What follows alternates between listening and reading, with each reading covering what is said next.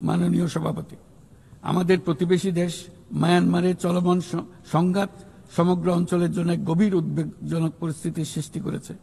এটি যে শুধু আঞ্চলিক স্থিতিশীলতাকে ঝুঁকিতে ফেলছে তা নয়, বরং বাংলাদেশে আশ্রয়প্রাপ্ত বলপূর্বক বাস্তুচ্যুত রোহিঙ্গাদের তাদের মাতৃভূমি মায়ানমারে প্রত্যাবাসনকেও কঠিন করে তুলেছে।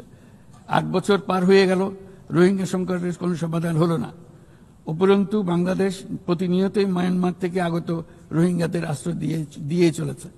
স্পষ্টতই সাংস্কৃতিক পরিচয়ভিত্তিক রাজনীতির কারণে রোহিঙ্গাদের উপর অধিকার বঞ্চনা ও নির্যাতন রাখাইনে অব্যাহত রয়েছে।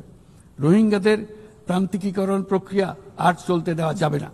যেসব বৈষম্যমূলক নীতি ও কর্মকাণ্ড আজকের এই পরিস্থিতি তৈরি করেছে, তার সমাধান ও প্রতিকারমূলক ব্যবস্থা এখনই গ্রহণ করা সম্ভব। তার জন্য পূর্ণাঙ্গ জাতীয় সংঘাত রাজনৈতিক মীমাংসার অপেক্ষা করার প্রয়োজন নেই।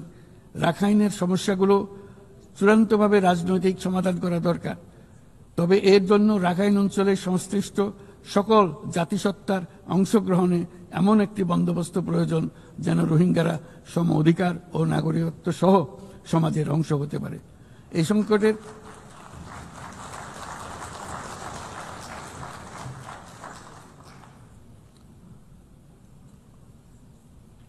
এই সংকটের সবচেয়ে বড় ভুক্তভোগী রোহিঙ্গারা, আর তাদের পরে বৃহত্তম ভুক্তভোগী হলো বাংলাদেশ।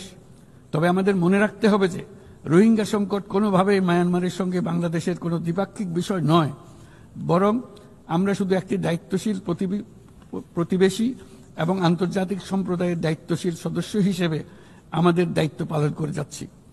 কিন্তু তহবিল সংকটের কারণে আজকে রোহিঙ্গা ক্যাম্পগুলোতে ন্যূনতম জীবনমান বজায় রাখার আমাদের যৌথ প্রয়াসও ভেঙে পড়ার উপক্রম হয়েছে।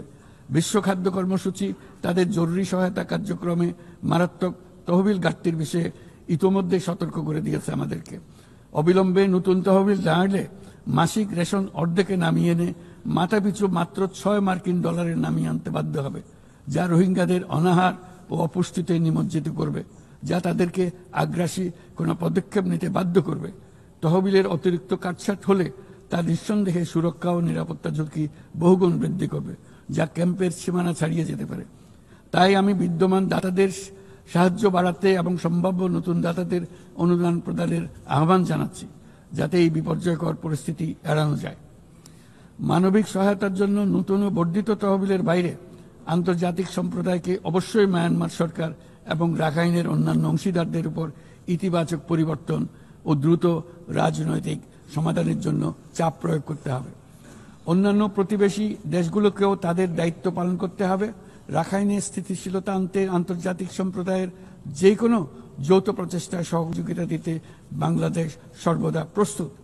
আমরা আশা করি আগামী 30শে সেপ্টেম্বরের উচ্চ পর্যায়ের সম্মেলন বিশ্বব্যাপী দৃঢ় সংকল্প তৈরি করবে এবং রোহিঙ্গাদের জন্য বাস্তবসম্মত আন্তর্জাতিক সহায়তা নিশ্চিত করবে, যেখানে তহবিল সংগ্রহ সর্বোচ্চ অগ্রাধিকার পাবে। একই সঙ্গে আন্তর্জাতিকভাবে একটি রোডম্যাপ গৃহীত হবে এবং সময়াবদ্ধ কর্মপরিকল্পনা গ্রহণের মাধ্যমে রোহিঙ্গা সংকটের স্থায়ী সমাধান খুঁজে পাওয়া সম্ভব হবে।